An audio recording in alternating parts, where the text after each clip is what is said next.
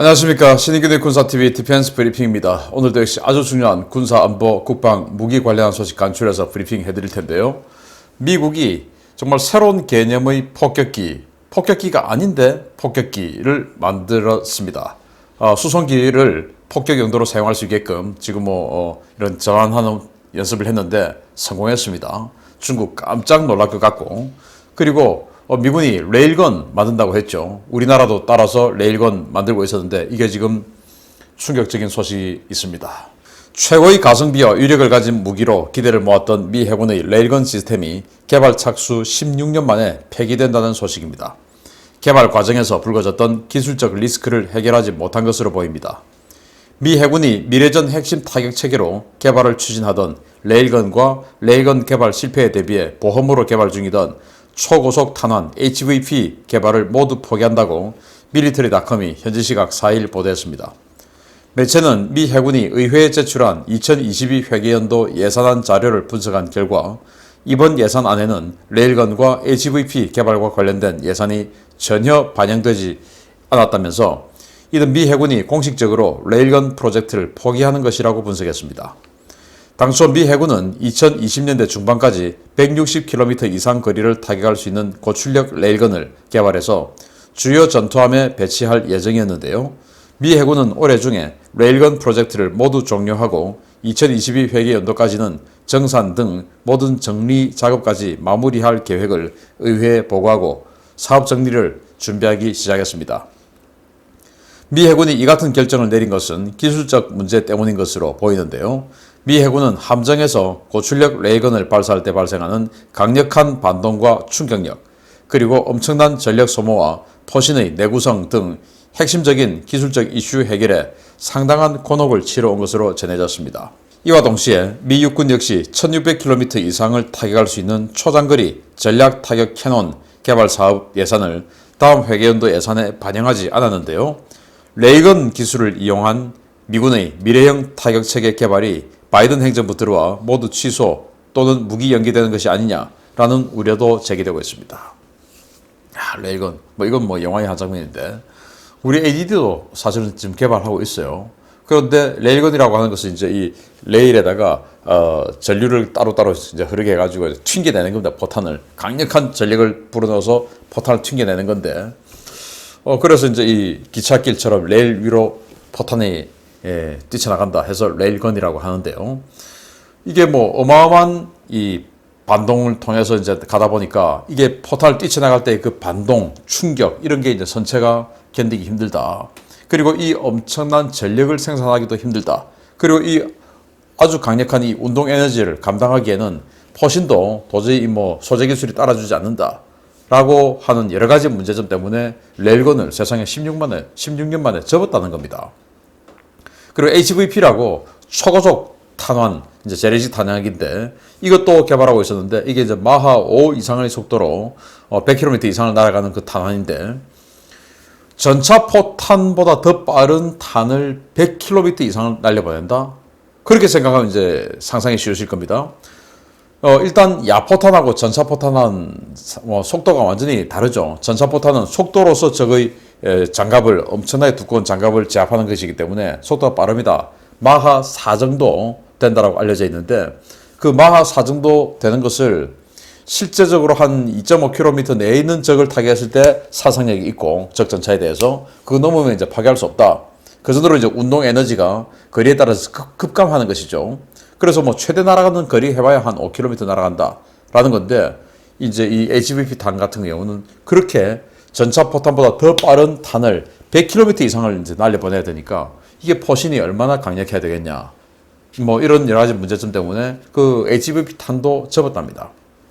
그래서 지금 가지고 있는 이런 함포를 가지고 전투를 하고, 그래서 역시 미래전은 미사일전이 될 수밖에 없는 상황이다 라고 되는 것이고, 그리고 미 육군도 해군과 또 별도로 전략 타격 캐논 해서 1600km를 보낼 수 있는 무기체계의 어떤 그 여러 가지 시제품 그림 다 나와 있죠.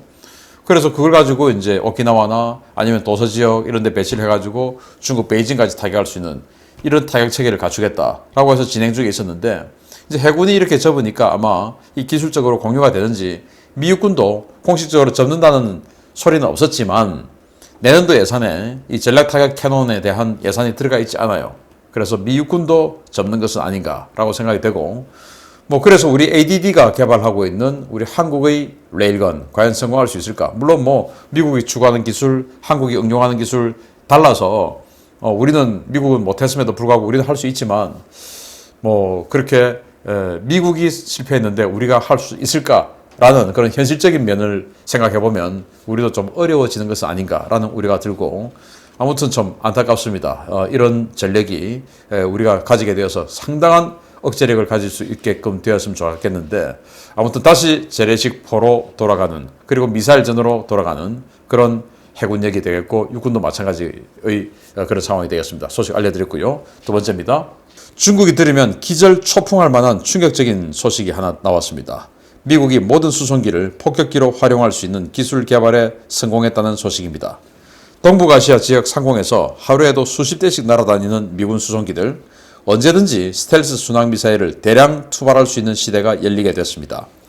미 공군이 기존의 수송기들에서 발사할 수 있는 파레트 장착식 공중발사 순항미사일 시스템, 일명 레피드 드래곤 프로그램을 진행 중이며, 최근 진행된 노선 H-21 훈련에서 이 시스템 시연에 성공했다고 밝혔습니다. 레피드 드래곤 프로그램은 일반적인 화물 수송기를 공대지 순항미사일 발사 플랫폼으로 변신시킬 수 있는 엄청난 구상인데요.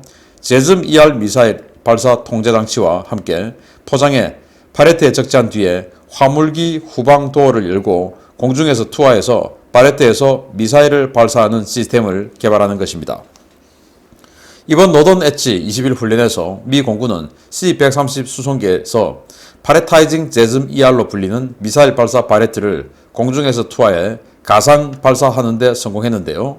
표적 설정은 전술 데이터링크 시스템을 통해 실시하고, 수송기는 화물칸에 싣고 있던 미사일을 투하만 하는 방식으로 시험 발사가 성공적으로 이루어졌습니다.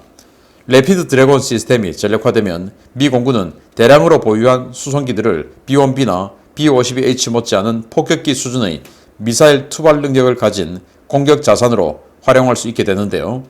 적이 해당 수송기에 무엇이 실렸는지 알기 어렵다는 점에서 이 제즘 탑재 수송기들은 향후 엄청난 억지력을 가진 전략 자산으로 활용될 수 있을 것으로 기대됩니다.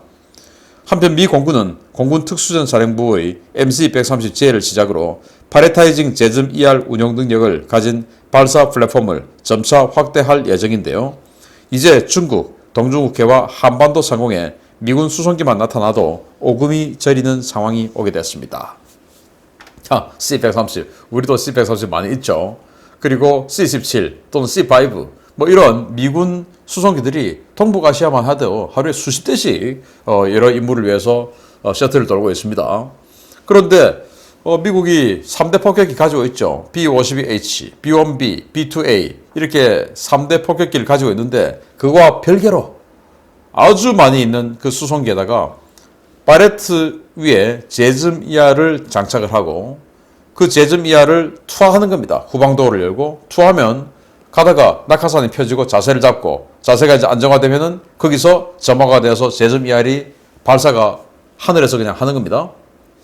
그러면은 수송기는 이런 사격 통제 장치나 이런 센서 이런 게 없지 않습니까? 그렇지만 이런 것들을 C4I를 이용해서 다른 전략 자산, 탐지 자산들이 표적을 여기다 주는 겁니다. 그래서 아까 그 바레트에 이 사격 통제 장치도 장비도 일부 장착이 되어 있어요. 그래서 그쪽으로 무전으로 그냥 바로 링크가 됩니다. 그렇게 해서 이제 이 제즘-ER에다가 공격해야 할 표적을 입력해주고 경로까지 알게 되는 것이죠. 그렇게 해서 제즘-ER 발사하고 그것을 이제 다른 데서 유도해서 알려주는 겁니다. 그렇게 해서 이제 제즘-ER 같은 경우는 900km 사거리니까 스텔스죠. 그래서 뭐 스텔스한 상태에서 900km 밖의 지상을 때려버리는 겁니다. 그러면은 지금 이제 이번에는 수송기 하나에서 투하하는 훈련을 했는데, 수송기가 또 얼마나 덩치가 큽니까? 그걸 또 복층으로 쏴면 또 얼마나 많이 쐈겠습니까? 그래서 C-130 수송기 또는 C-17 수송기 이런 데다가 수십 발의 제즘-ER을 탑재를 해서 공격할 수 있는 이런 능력을 가지게 되었고, 또 미 공군이 이와 별도로 제이담 같은 이 정밀 유도 폭탄 이런 것도 지금 그 공중에서 파레트로 떨어뜨려서 공격하는 이런 개발도 하고 있다고 하니까 이제는 수송기가 그야말로 정밀 유도 무기 발사 플랫폼이 될 수도 있겠다. 그러면 지금 미 공군이 가지고 있는 뭐 B2가 21대, 뭐 B1이 68대, 뭐 이제 이런 식으로 해서 폭격기 이 정도 있구나. 그럼 가동률 가정해서 이 정도밖에 공격 못 하겠구나. 라고 계산이 나오는데 이제는 도대체 얼마나 많은 폭격을 해야 될지 계산이 안 나오는 이런 상황이 되어버린 겁니다.